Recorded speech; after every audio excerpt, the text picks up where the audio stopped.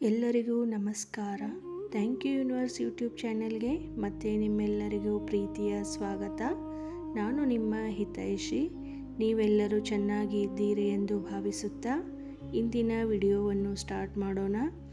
ನೀವೆಲ್ಲರೂ ತಿಳಿದಿರುವ ಹಾಗೆ ನಾವು ಪ್ರತಿ ದಿನಾಂಕದಲ್ಲಿ ಜನಿಸಿದ ಜನರ ಗುಣ ಸ್ವಭಾವವನ್ನು ಅರ್ಥ ಮಾಡಿಕೊಳ್ಳುತ್ತಿದ್ದೇವೆ, ತಿಳಿದುಕೊಳ್ಳುತ್ತಿದ್ದೇವೆ. ನಾವು ಇಲ್ಲಿಯವರೆಗೂ ದಿನಾಂಕ 7ರ ತನಕ ಜನಿಸಿದ ಜನರ ಬಗ್ಗೆ ಅರ್ಥ ಮಾಡಿಕೊಂಡೆವು.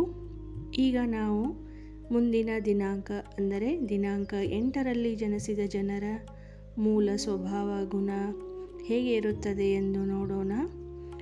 ನಿಮಗೆ ನೆನಪಿರಲಿ, ನಾವು ಕೇವಲ ದಿನಾಂಕದಲ್ಲಿ ಜನಿಸಿದ ಜನರ ಬಗ್ಗೆ ಮಾತನಾಡುತ್ತಿದ್ದೇವೆ.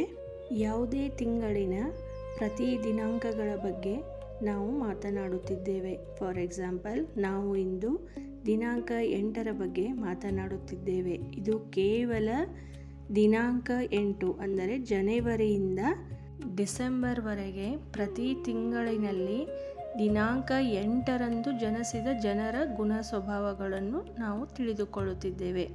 ಇಲ್ಲಿ ನಾವು ದಿನಾಂಕ 17 ಅಥವಾ ದಿನಾಂಕ 26 ಇವೆರಡನ್ನು ಕೂಡಿಸಿದಾಗ ಬರುವ ಮೂಲ ಸಂಖ್ಯೆ 8, ಇದರ ಬಗ್ಗೆ ನಾವು ಮಾತನಾಡುತ್ತಿಲ್ಲ. ಕೇವಲ ದಿನಾಂಕ 8ರಲ್ಲಿ ಯಾವುದೇ ತಿಂಗಳಿನ ದಿನಾಂಕ 8ರಲ್ಲಿ ಜನಿಸಿದ ಜನರ ಬಗ್ಗೆ ತಿಳಿದುಕೊಳ್ಳೋಣ. ಇದೇ ರೀತಿ ನಾವು ಪ್ರತಿ ದಿನಾಂಕಗಳ ಬಗ್ಗೆ ತಿಳಿದುಕೊಳ್ಳುತ್ತಿದ್ದೇವೆ, ಹಾಗೆ ತಿಳಿದುಕೊಳ್ಳೋಣ. ದಿನಾಂಕ 8 ಸಂಖ್ಯೆ 8. ಈ ಸಂಖ್ಯೆಯನ್ನು ಆಳುವಂತಹ ಗ್ರಹ ಶನಿ ಗ್ರಹ. ನಮಗೆಲ್ಲರಿಗೂ ತಿಳಿದಿರುವ ಹಾಗೆ ರಾಹು ಕೇತುವಿನ ಹೆಸರು ಕೇಳಿದ ತಕ್ಷಣ ಹೆದರುವ ಜನರು ಶನಿಯ ಹೆಸರು ಕೇಳಿದರೆ ಬೆಚ್ಚಿ ಬೀಳುತ್ತಾರೆ. ಶನಿ ಎಂದರೆ ಎಲ್ಲರಿಗೂ ಅಷ್ಟು ಭಯ. ಇಲ್ಲಿ ನಾವು ಅರ್ಥ ಮಾಡಿಕೊಳ್ಳೋಣ. ಶನಿ ಎಂದರೆ ಜಡ್ಜ್, ಶನಿ ಎಂದರೆ ನ್ಯಾಯಾಧೀಶ, ಶನಿ ಎಂದರೆ ಕರ್ಮಫಲದಾತ. ಶನಿಯ ಕೃಪಾಶೀರ್ವಾದ ಸಿಕ್ಕರೆ ಬಡವನು ರಾಜನಾಗಬಲ್ಲನು. ಅದೇ ಶನಿಯ ವಕ್ರಿ ನೋಟವು ಮನುಷ್ಯನ ಮೇಲೆ ಬಿದ್ದರೆ ರಾಜನಿರುವ ಮನುಷ್ಯನು ಸಂಪೂರ್ಣವಾಗಿ ಬೀದಿಗೆ ಬರಬಹುದು. ಇದೇ ಕಾರಣಕ್ಕೆ ಜನರು ಶನಿಯ ಹೆಸರು ಕೇಳಿದ ತಕ್ಷಣ ಬೆಚ್ಚಿ ಬೀಳುತ್ತಾರೆ.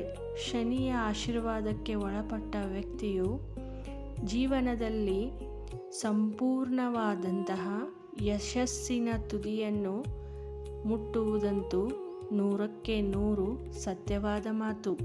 ಈ ಶನಿ ಮಹಾತ್ಮನು ಎಷ್ಟು ತಡವಾಗಿ ಯಶಸ್ಸನ್ನು ಜನರಿಗೆ ಕೊಡುತ್ತಾನೋ ಅಷ್ಟೇ ದೊಡ್ಡ ಮಟ್ಟದ ಪ್ರಬುದ್ಧವಾದ, ಪ್ರಬಲವಾದ, ಸಮೃದ್ಧವಾದ ಯಶಸ್ಸನ್ನು ಜನರಿಗೆ ಕೊಡುತ್ತಾನೆ. ಶನಿಯು ಇಷ್ಟು ಒಳ್ಳೆಯ ಗುಣಗಳನ್ನು ಹೊಂದಿದ್ದಾನೆ ಎಂದು ತಿಳಿದ ಮೇಲೆ ನಾವೇಕೆ ಶನಿಗೆ ಹೆದರಬೇಕು?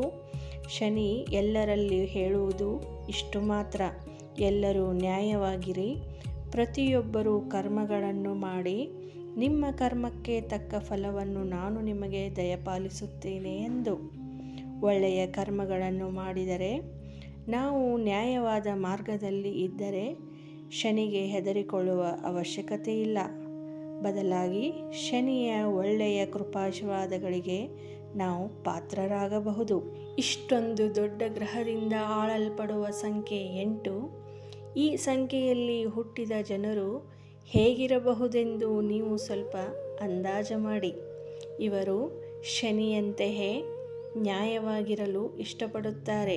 ಶನಿಯಂತೆಯೇ ಇವರು ಅನ್ಯಾಯದ ಮಾರ್ಗವನ್ನು ಸಹಿಸುವುದಿಲ್ಲ. ಈ ದಿನಾಂಕ 8ರಲ್ಲಿ ಹುಟ್ಟಿದ ಜನರು ಒಂದು ಮಾತನ್ನು ಯಾವಾಗಲೂ ನೆನಪಿನಲ್ಲಿಟ್ಟುಕೊಳ್ಳಬೇಕು: ಇವರು ಯಾವ ಬೀಜವನ್ನು ಬಿತ್ತುವರೋ ಅದರ ಫಲವೇ ಇವರಿಗೆ ಸಿಗುವುದು. ಏಕೆಂದರೆ ಇವರು ಶನಿಯ ಪ್ರಭಾವಕ್ಕೆ ನೇರವಾಗಿ ಒಳಪಡುತ್ತಾರೆ. ಈ ಸಂಖ್ಯೆ 8 ಇನ್ಫಿನಿಟಿ ಸಂಖ್ಯೆ ಆಗಿದೆ. ಇನ್ಫಿನಿಟಿ ಎಂದರೆ ಅಪಾರ, ಅನಂತ ಎಂದರ್ಥ.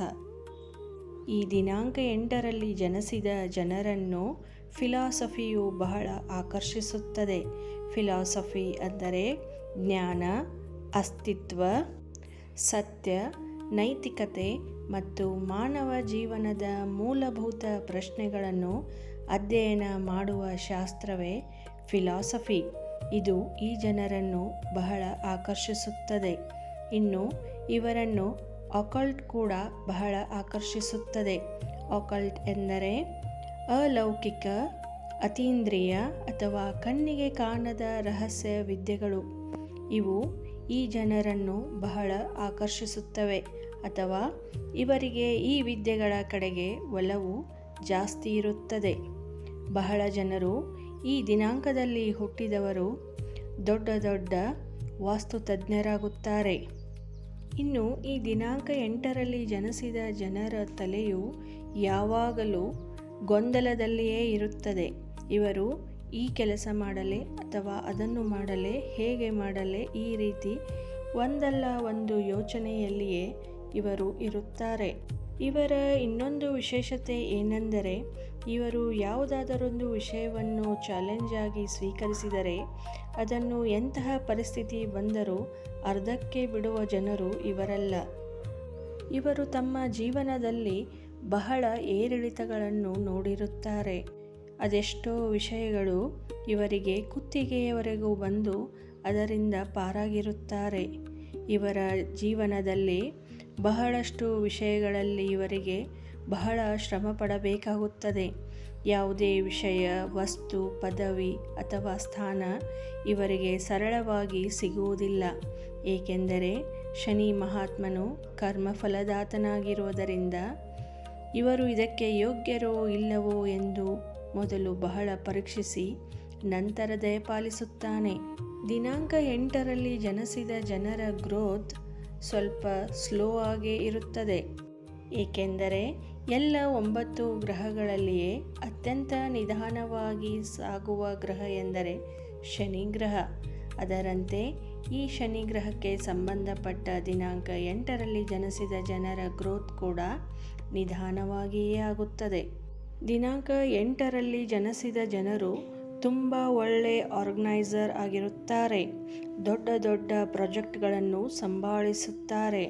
ಇವರು ದೊಡ್ಡ ಸಕ್ಸಸ್ ಕಾಣುತ್ತಾರೆ.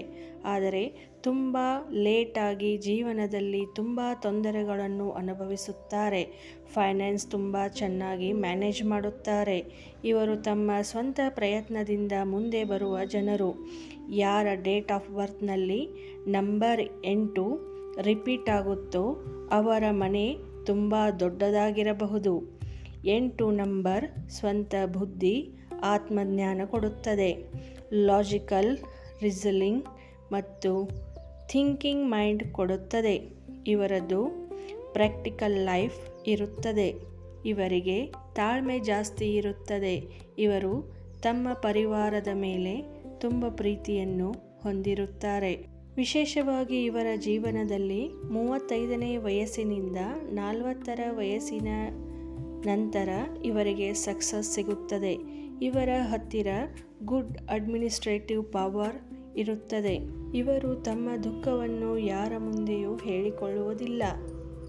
ಇವರು ಹೊರಗಿನಿಂದ ನೋಡಲು ಜನರಿಗೆ ಬಹಳ ಹಾರ್ಡ್ ವ್ಯಕ್ತಿಗಳು, ಅಂದರೆ ಕಠೋರ ವ್ಯಕ್ತಿಗಳ ಥರ ಕಂಡರೂ ಇವರ ಮನಸ್ಸು ಮಾತ್ರ ಬಹಳ ಮೃದುವಾಗಿರುತ್ತದೆ. ನೋಡಿದರಲ್ಲ ದಿನಾಂಕ 8ರಲ್ಲಿ ಜನಿಸಿದ ಜನರ ಗುಣ ಸ್ವಭಾವ ಹೇಗಿರುತ್ತದೆ ಎಂದು. ಮುಂದಿನ ವಿಡಿಯೋದಲ್ಲಿ ದಿನಾಂಕ 9ರ ಬಗ್ಗೆ ನಾವು ತಿಳಿದುಕೊಳ್ಳೋಣ. ಅಲ್ಲಿಯವರೆಗೂ ನಮಸ್ಕಾರ. ವಿಡಿಯೋ ನೋಡಿದ್ದಕ್ಕಾಗಿ ಧನ್ಯವಾದಗಳು. Thank you.